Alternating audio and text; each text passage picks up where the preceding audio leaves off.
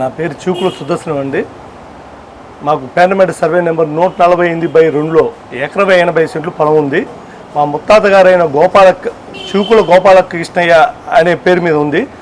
ఈ మధ్య ఇద్దరు దొంగలు, ఒక దొంగ ఏమో దళిత నాయకుడు నీలం నాగేంద్ర అనేవాడు, ఇంకోడేమో నాకు 2 సార్లు 3 సార్లు ఎమ్మెల్యేగా టికెట్కి ట్రై చేశాను అనే ఒక పెద్ద దొంగ ఒకడు.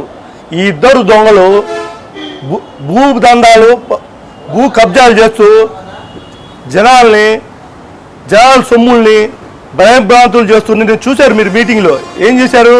అందరినీ బెదిరించి అతను మన ఎదురుకు మీకు ఒకసారి ఏం చెప్పాను, అతను ఒక దొంగ సార్, అతను చేసుకున్నది పక్కా ఫేక్ డాక్యుమెంటు.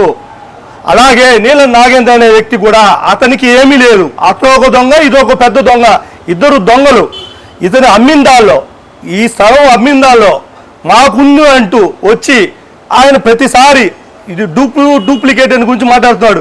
ప్రజావేదిక పెడదాము, ఆ ప్రజావేదికలో ప్రతి ఆఫీసుని పిలుద్దాం, ఆ ఆఫీసర్లు ఏమి చెప్తే అది నీ డాక్యుమెంటు నీకున్నవన్నీ మొత్తం నువ్వు తీసుకొని రా, మా దగ్గర ఏ డాక్యుమెంట్ ఉన్నాయో మేము అన్నీ తీసుకొని వస్తాం. ఆ ప్రజావేదికలో ఆ పెద్ద మనుషుల సమక్షంలో ఏది న్యాయం అని చెబుతారో అది దానికి సిద్ధపడే పనితే ప్రజావేదిక సిద్ధంగా రా. నువ్వు మమ్మల్ని అవమానించాడు, ఇన్ని కోట్ల రూపాయలు పొలం పెట్టుకొని కిల్లి కట్టుకుంటున్నావు అని చెప్పి. మేము కిల్లి కట్టుకొని గత 30 సంవత్సరాలు బతుకుతున్నాం.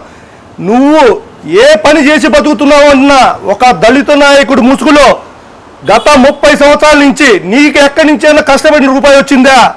నీ జీవనం ఏ రకంగా సాగుతుంది? నీ ఈ బ్లాక్ మెయిల్ వీటితో నువ్వు ఇదే కదా నీ వృత్తి. నువ్వు ఇప్పటికన్నా మానుకో. నువ్వు చెప్పావా, నువ్వు ఈ భూమి నీదే నువ్వు అంటున్నావు, నీకు అదే దమ్ము ధైర్యం ఉంటే ప్రజావేదిక పెడదాం. ఆ ప్రజావేదికలో ఎంఆర్ఓ గారిని, కలెక్టర్ గారిని, ఒంగోలు ఉన్న పెద్ద మనుషులందరినీ పిలుద్దాం. ఆ పెద్ద మనుషుల సమక్షంలో నీ దగ్గర ఏ డాక్యుమెంట్ ఉన్నాయో ఆ డాక్యుమెంట్ తీసుకొని రా, నువ్వు మా దగ్గరే ఉన్న డాక్యుమెంట్ తీసుకొద్దాం. ఆ పెద్ద మనుషులు నీకు ఏది చెబితే అది మీది అని చెప్పి మీకు చెబితే నువ్వు తీసుకో, మాది అని చెబితే మాకు చెప్పి తీసుకుందాం. ప్రకాష్ రెడ్డి అనే దొంగ ఎంతమందిని బెదిరించాడండి మీరు చూడలేదా? గత 10 సంవత్సరాల నుంచి మార్కాపురం ఎమ్మెల్యేని బెదిరించాడు, మన ఒంగోలు మాజీ ఎమ్మెల్యే గారిని బెదిరించాడు, మాజీ మంత్రి గారిని బెదిరించాడు, మొన్న రీసెంట్గా దర్శి ఎమ్మెల్యే ఆయన్ని బెదిరించాడు. ఈయన వృత్తల్లా ఒక బ్లాక్ మెయిల్ చేయటమే. ఇతన్ని కఠినంగా శిక్షించాలి. ఇతన్ని ఊరి మీద వదిలితే దున్నపోతుని ఊరి మీద వదిలినట్టే. ఇలాంటి వాడిని కఠినంగా శిక్షించాలి. ఇతని బాధితులు ఇంకా చాలా మంది ఉన్నారు. ఆ బాధితులతో అందరూ అయ్యా మీరు వాడిని చూసి భయపడొద్దు, ఈ ప్రెస్ మీట్ మీకు మీ దాకా వస్తే మీరందరూ కలిసి రండి. వాడు చేసే అన్యాయాన్ని, ఇలాంటి వ్యక్తికి జీవితంలో తగిన శాస్తి చెప్పాలని చెప్పి కోరుకుంటున్నాం. సరే ఇద్దరు దొంగలే.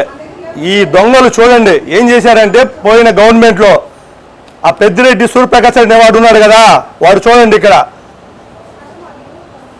ఫేక్గా ఎక్కించి గవర్నమెంట్ ఉద్యోగస్తులందరూ ఈ రకంగా తప్పుడువి ఎక్కించి, నిన్ను చూశారు కదా మీరు, అతనికి జీపీ చేసిన వ్యక్తులంతా వచ్చి మేము చేయలేదయ్యా, మమ్మల్ని బెదిరించారు, మాకు లేదని చెప్పిన పొలం అని చెప్పి దాని వచ్చాడు కదా. అట్లాగే ఈయన నాగేంద్ర చెప్పాడు చూడండి, నాగేంద్ర చెబుతాడు కదా మాకు రికార్డులో ఉందని చెప్పి. ఆ దొంగ ఎట్లా చేశాడు, ఈ దొంగ కూడా అదే పని.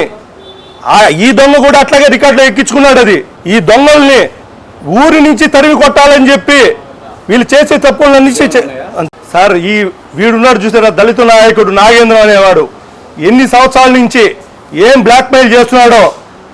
ఇతన్ని ఆ పెద్దిరెడ్డి సూర్యప్రకాశం చేస్తున్న భూదందాలని వీళ్ళిద్దరి మీద కఠినమైన శిక్షలు కలెక్టర్ గారు, మన ఒంగోలు ఎస్పీ గారు తక్షణ చర్యలు తీసుకొని వీటిని కఠినంగా శిక్షించాల్సిందిగా కోరుకుంటున్నాం. ఇది మా ముత్తాత గారు రాసి సార్ గోపాలకృష్ణయ్య.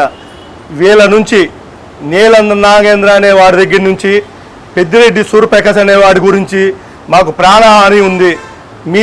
మీరందరూ మమ్మల్ని రక్షించాల్సిందిగా పోలీసు వ్యవస్థను కోరుతున్నాం సార్. మా ఆస్తి కోసం మేము పోరాడుతున్నాం, కానీ ఎవరి ఆస్తి మేము లాక్కుందామని కాదు. మేము ప్రజావేదిక పెడదాం అనుకుంటున్నాం. పెద్ద మనుషుల సమక్షంలో ఏది న్యాయం అనిపిస్తే అది చేయండి సార్.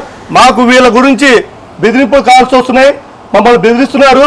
మీరు మమ్మల్ని దయ ఉంచి మా ప్రాణ రక్షణ మాకు కల్పించాలని చెప్పిగా కోరుతున్నాం సార్.